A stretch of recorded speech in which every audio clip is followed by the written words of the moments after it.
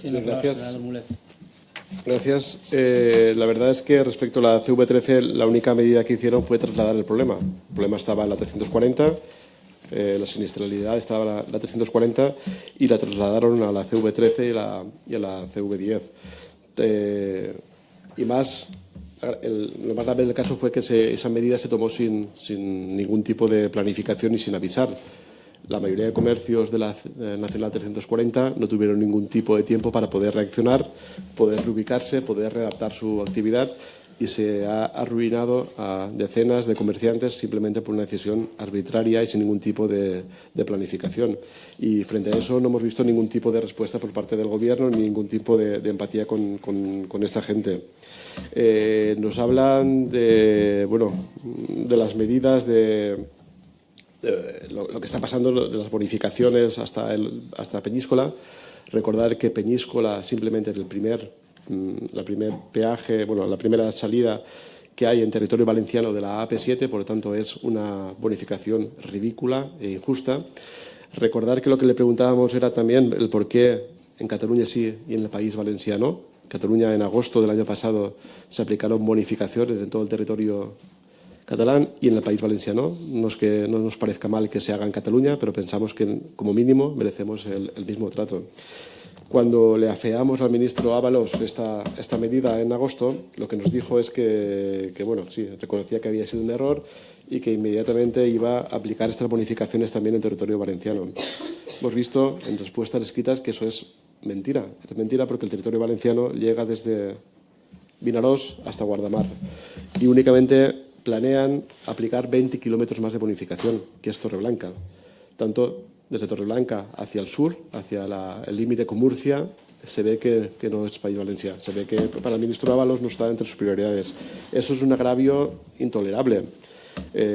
Recordemos que la siniestrabilidad o el caos viario que existe en el País Valencià es como mínimo igual o superior seguramente al que existe en Cataluña.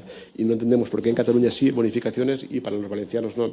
Y eso por parte del ministro como Ábalos está muy feo y encima que se mienta en sede parlamentaria anunciando medidas inmediatas que no han llegado y que ahora están en teoría hasta Torreblanca. Y recordamos, si es hasta Torreblanca, lo que harán de nuevo es volver a obligar a la gente a desviarse por la CV13.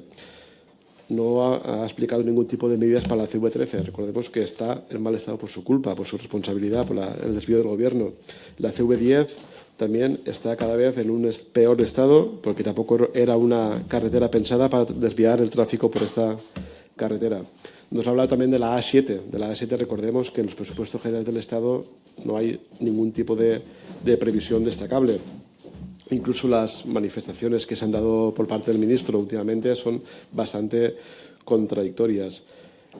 Nos anuncian algún tipo de posible actuación a negociar con la Generalitat en aquellos tramos donde discurre la AP7 junto a los cascos urbanos o que hay alternativa en la Nacional 340 o la 332. ¿Por qué tiene que financiar la Generalitat Valenciana y en otros sitios la otra Generalitat no se dedica a financiar este tipo de desvíos? Parece que es un agravio que no podemos tolerar de ninguna manera.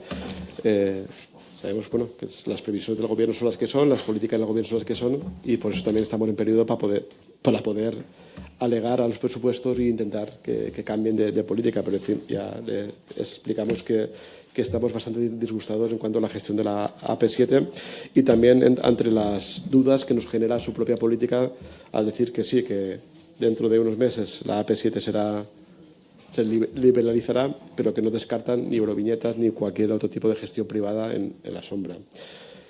Respecto a la SAFOR, comentaba las actuaciones que han habido hasta ahora, pero obviamente nosotros explicábamos que estas eran insuficientes, que hay un caos generalizado y que tampoco se va a solucionar este caos con la futura liberalización de la AP7. Tampoco no han anunciado ningún tipo de medidas. Y ya está. Gracias, señoría. Turno para el secretario de Estado. Tiene la palabra.